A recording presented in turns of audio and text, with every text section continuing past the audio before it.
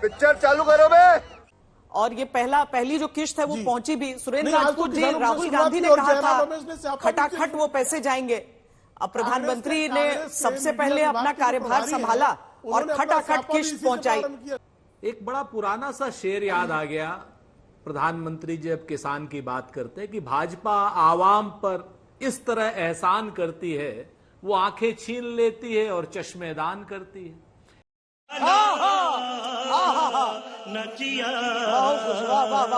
Bharatiya Janata party आज की date में किसान सम्मान निधि को लेकर के जो बड़ी बड़ी बातें कर रही है, मात्र 2,000 रुपए 3 महीने के लिए, 3 महीने के लिए और 4 महीने के लिए, यानी 500 रुपए महीना।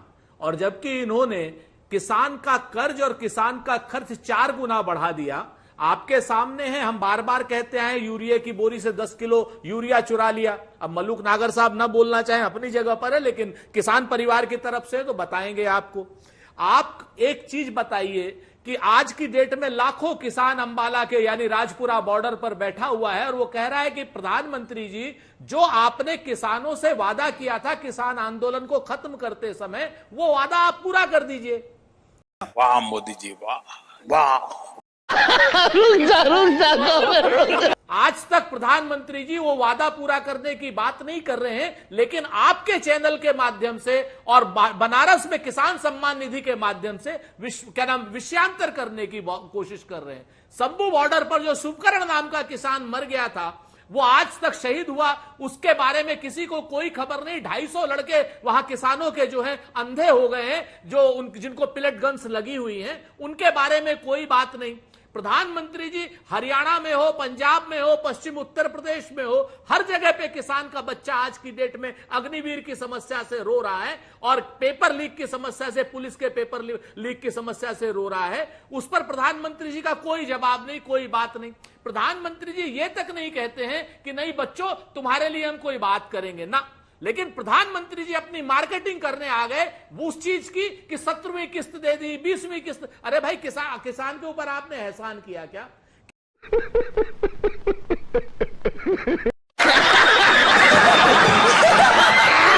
किसान के साथ जो आपने समझौता किया था किसान आंदोलन को खत्म करने के लिए, उस समझौते के सारे बिंदुओं पर आप बताइए किस बिंदु पर ये लोग खरे उतरे हैं। ना तो एमएसपी की गारंटी दी, बिजली के बिल का जो इनका वो था एक्ट था, वो ये पीछे के दरवाजे से ला रहे हैं। किसानों के मुकदमे वापस नहीं हुए हैं, किसानों को उनकी फसल का उचित मूल्य नहीं मिल रहा है।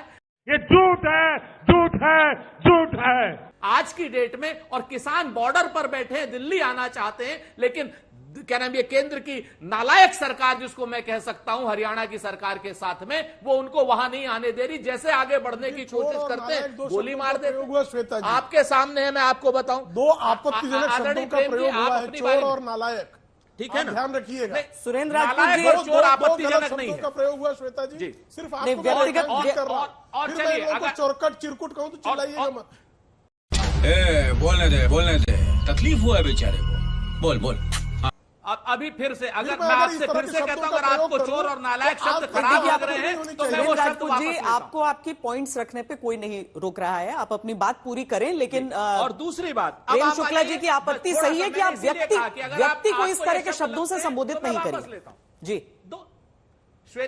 श्वेता, मैंने ऑलरेडी शब्द वापस ले ली क्योंकि मैं बहस को डिरेल नहीं करना चाहता। ठीक है। अब आप आ जाइए बनारस में किसानों की बात करने वाले प्रधानमंत्री जी अग्निवीर पर बात कब करेंगे? किसान की जाति जनगणना पर बात कब करेंगे प्रधानमंत्री जी? प्रधानमंत्री जी, आपके यहां कार्डियोलॉजी में 47 में से 41 बेड खाली पड़े हुए, पिछले 2 साल से यूज नहीं हो रहे हैं। डॉक्टर ओम प्रकाश आमरण अनशन पर थे। अरे बाप रे, ये तो धोती खोल रहा है। साले का खोपड़ी तोड़ साले। 30,000 करोड़ रुपया आपने मां गंगा के लिए लगाया। आज प्रधानमंत्री जी गंगा आरती करने जा रहे हैं। मैं चुनौती देता हूं प्रधानमंत्री जी को, जहां गंगा आरती करने जा रहे हैं वहां से 1 लीटर पानी प्रधानमंत्री जी पी लें। 20,000 करोड़ रुपए लगाए हैं प्रधानमंत्री जी ने उस गंगा मैया को साफ करने में, और लोग बताते हैं कि अभी 10% भी गंगा मैया साफ नहीं हुई। प्रधानमंत्री जी को चाहिए कि अपने 20,000 करोड़ रुपए पर लीटर का पानी एक बार पी करके दिखा दें, तो आपको समझ में आ जाएगी। प्रधानमंत्री जी पी ले पानी वहां का। शाबाश बेटा, बहुत बढ़िया। ये धोखा, ये कैसे कैसे नाम देते हो, आदमी को औरत का नाम देते हो।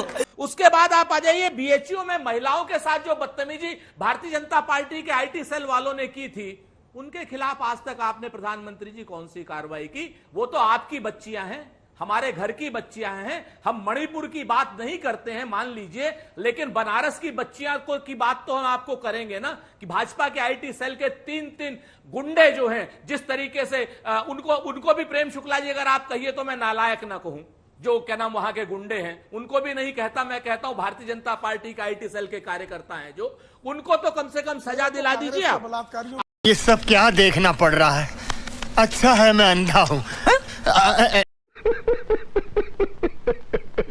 आप वाराणसी का जो पोर्ट है उस पर आपने कहा था कि यहां से इतने जहाज जाएंगे, कलकत्ता जाएंगे, यहां जाएंगे। एक फेरी चल करके रुक गई और आप वो पोर्ट, मैं जिम्मेवारी से कहता हूं, अडानी जी को देना चाहते हैं, जहां पर 0.008% भी अभी तक नहीं हुआ और सारा पैसा भारत की सरकार ने लगाया है। उस पोर्ट को अडानी को देने का गंगा मैया के मतलब क्या है, जरा हमको बता दीजिए। तो वाराणसी में आप इस तरह कौन सा नवोदय विद्यालय खोला आपने प्रधानमंत्री जी? कौन सा नया सेंट्रल स्कूल खोला? कौन सी सेंट्रल यूनिवर्सिटी खोली? आप जरा बताएंगे। ये सारे प्रश्न बनारस की जनता भी सुरेंद्र पूछ रही राजपूत है, जी, यूपी की जनता भी हम पहले सबको जोड़ लेते हैं चर्चा में और उसके बाद आपके मुझे अपने घर जाना है। चीटिंग करता है तू, चीटिंग करता है तू।